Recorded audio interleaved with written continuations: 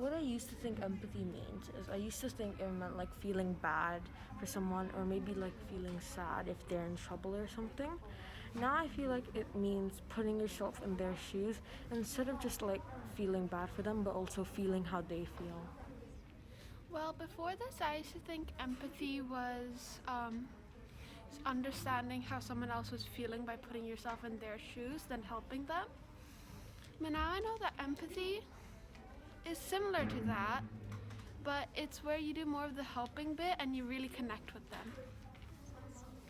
So I thought it was like around like kindness, but now I just think of it of like showing sympathy to someone and like putting yourself into other people's shoes and then understanding how they would feel like. So before, I used to think that empathy was where you should always be kind to people, always treat them how you would feel. But I learned that it's how you feel for other people. It's how you understand how other people are feeling, so you could know what they're feeling and try to help them in a way that would affect their feelings.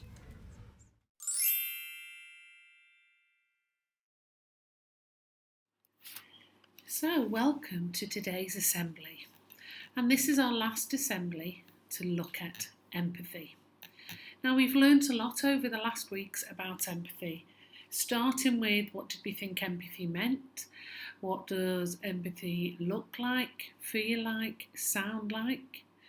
We looked at the different aspects of empathy, like perspective, taking someone else's view, judging, don't judge people, recognising emotion in others, and more recently, talking about recognising that emotion and communicating it to that other person.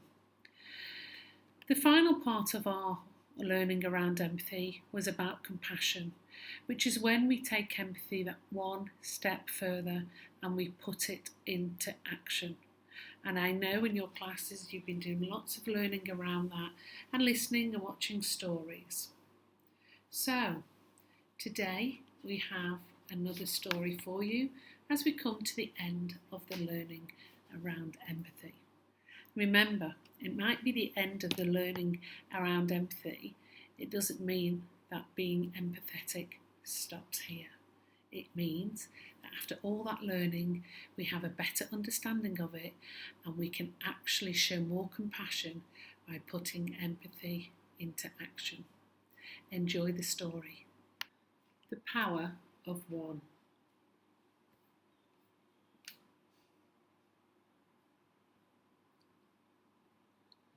By Trudy Ludwig and Mike Curato.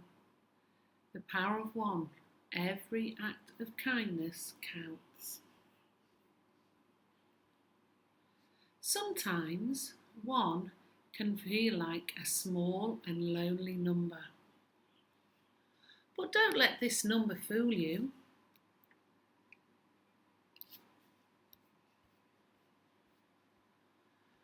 One is a lot bigger and more powerful than you think.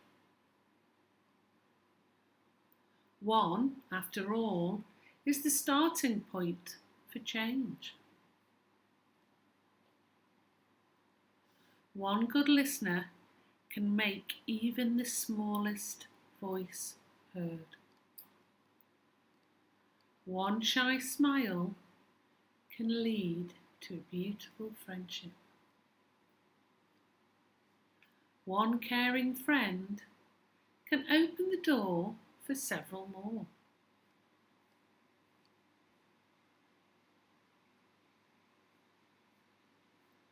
One sincere apology can help heal big and little hurts.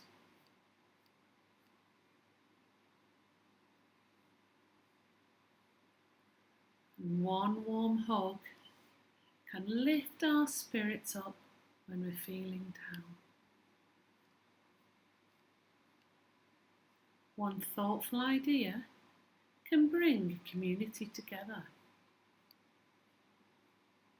And one handful of seeds can sprout into a garden. One harvested garden can make a bountiful feast.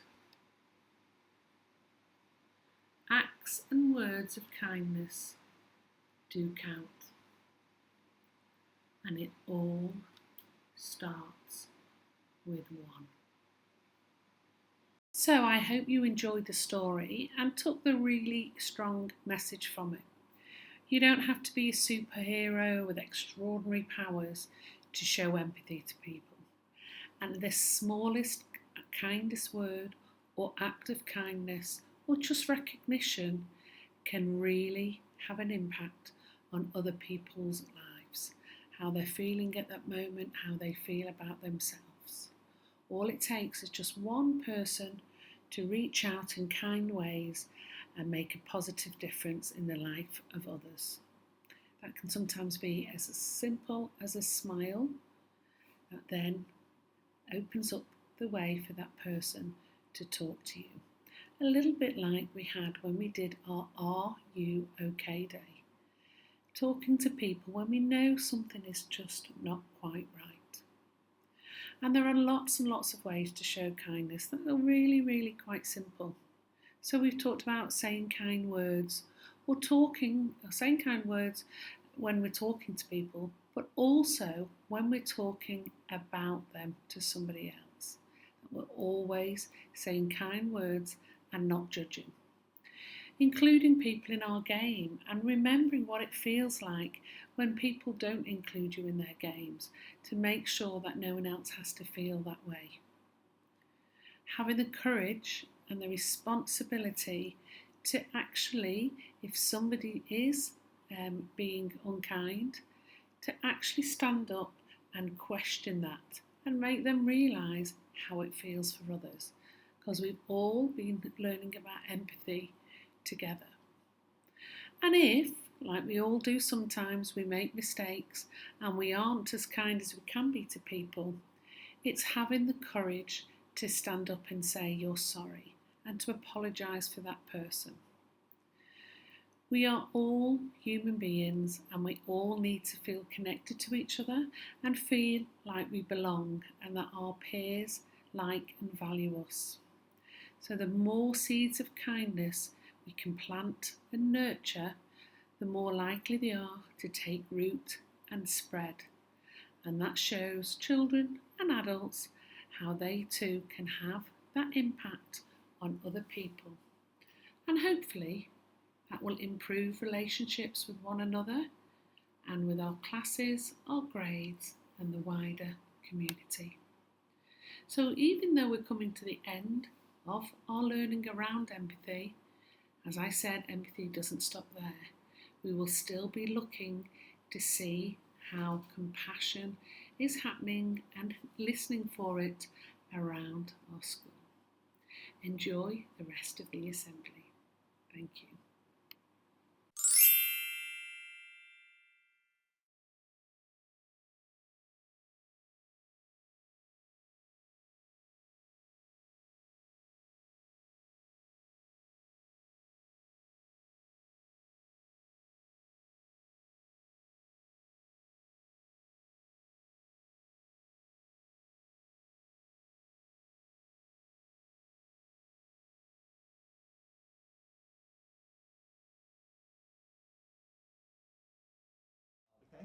How do you put empathy into action? By asking some of the friends who are lonely to play with you. By helping people when they're hurt and understanding what they're feeling like.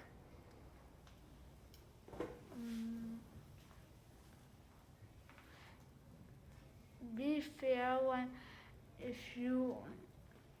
when you get tagged and when you have to do something, just do it and don't be scared. Like if someone is alone or they've hurt themselves and you notice them, don't just walk off.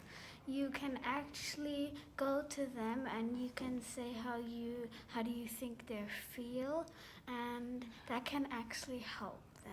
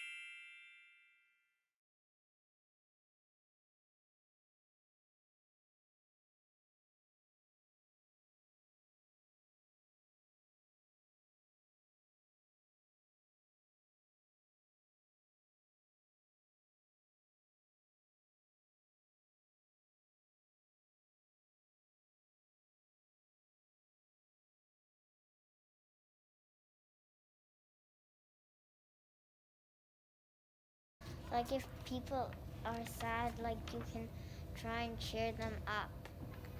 When someone feels hurt or upset or lonely, you can go and help them by, so you can feel a bit, or if they're shy or they have no one to play with, even sometimes you feel shy, but you after you go and help them and tell them that's okay, you feel happy and you feel proud of yourself.